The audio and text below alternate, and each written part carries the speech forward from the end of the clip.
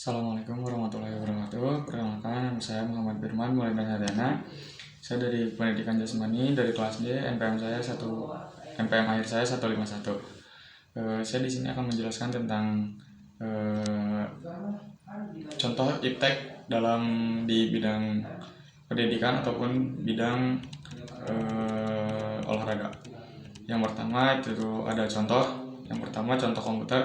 Komputer adalah salah satu produk teknologi abad ini yang merupakan sarana dapat digunakan untuk mengubah, mencatat, mengirim, dan juga mengolah informasi yang diminta dengan cepat, teliti, dan juga kapasitas informasi tersebut yang begitu besar.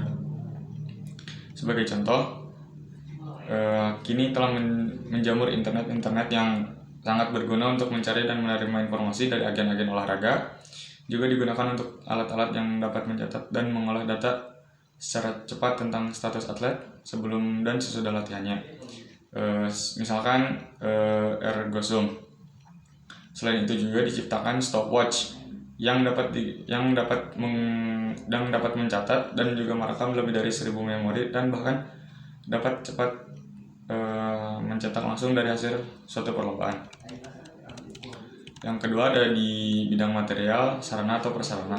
Di bidang material, sarana dan prasarana telah banyak ditemukan alat-alat dapat menunjang peningkatan prestasi olahraga. Misalkan dari lapangan hoki dan juga lintasan dari cabang atletik yang terbuat dari bahan sintetis. Bahkan bahan ini juga dinamakan mundo. Juga diciptakan lembing dengan jarak tempuhnya yang telah ditentukan. Maksud dari penjelasan ini adalah apabila seorang atlet melempar apabila jarak tempuh tidak terpenuhi, maka lembing tidak akan menancap.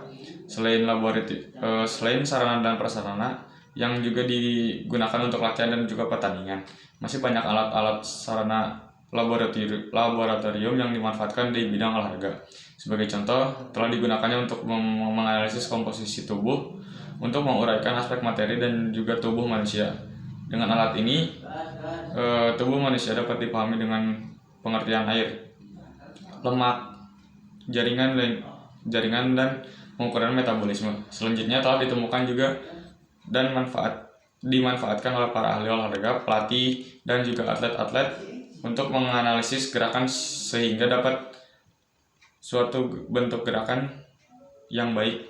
Adapun alat tersebut dinamakan dengan Von Platform. Sekarang masuk ke yang kedua, yaitu bukan contoh. Yang pertama ada kecanduan teknologi. Bagi sebagian orang yang baru kenal dengan teknologi, baru tentunya akan mengalami sedikit kecanduan untuk terus-menerus melakukannya. Hal ini dapat memiliki dampak buruk bagi siswa akan fokus dengan pembelajaran yang ada. Namun mereka beralih juga untuk menonton film ataupun YouTube melalui gawai yang mereka masing-masing. Kontrol orang tua di sini dibutuhkan dalam proses pembelajaran online. Tidak semua siswa dapat mengendalikannya untuk terus menggunakan teknologi dalam belajar. Mungkin sesekali boleh, namun tidak sampai fokus belajar.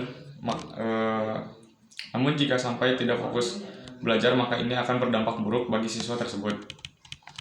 Yang kedua ada sarana untuk mencontek. Dalam pembelajaran daring, seperti beberapa tahun kebelakang saat adanya pandemi COVID-19, daring tentunya guru tidak bisa mengawasi siswanya dengan yang sedang melaksanakan ujian.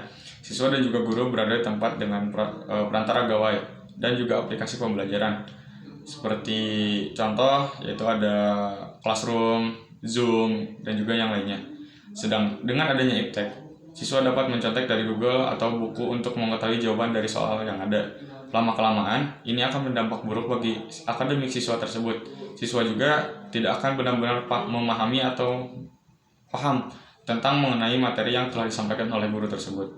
Setiap ujian, mereka juga mencontek jawaban yang sudah ada di internet. Mungkin cukup sekian dari saya penjelasan tentang dan juga pengumpulan tugas ujian akhir semester tahun akademik 2022-2023. Cukup sekian. Wassalamualaikum warahmatullahi wabarakatuh.